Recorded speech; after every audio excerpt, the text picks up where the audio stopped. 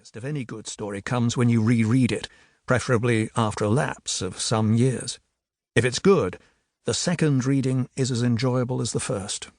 If it's great, the second reading is more enjoyable. And if it's a masterpiece, it will improve with every reading. Needless to say, there are very few masterpieces, in or out of science fiction. From the Earth to the Moon, 1865, is one Verne story that I have found to have enduring entertainment value, even if some of its scientific premises were slightly dubious, especially the idea of shooting people to space from a mammoth cannon. It is difficult to say how seriously Verne took this idea, because so much of the story is facetiously written. Probably he believed that if such a large gun could be built, it might be capable of sending a projectile to the moon, but it seems unlikely that he seriously imagined that any of the occupants would have survived the shock of takeoff. However, in several other respects, Verne demonstrated remarkable abilities of prescience. His chosen location for the cannon gun was not far from Cape Canaveral, Florida.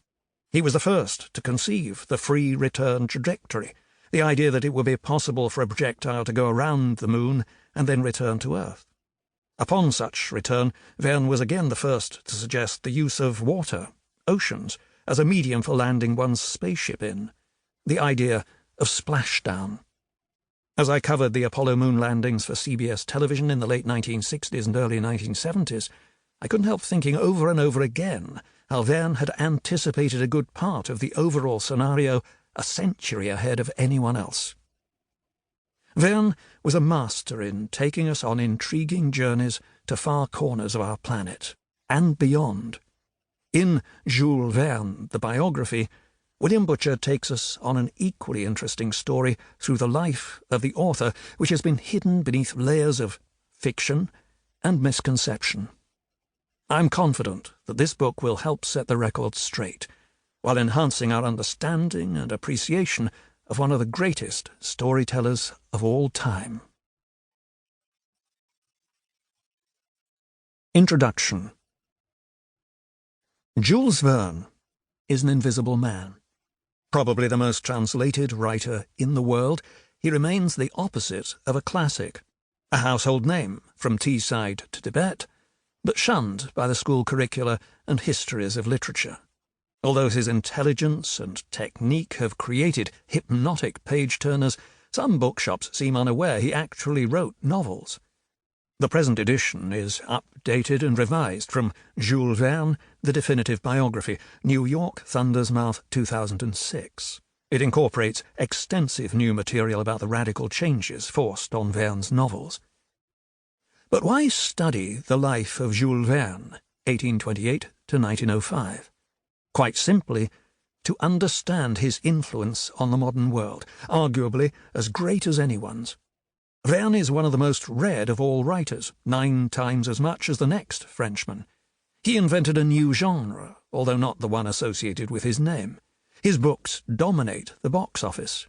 But still, their creator is ignored. The life, a black box. The crux of the matter lies in his reputation.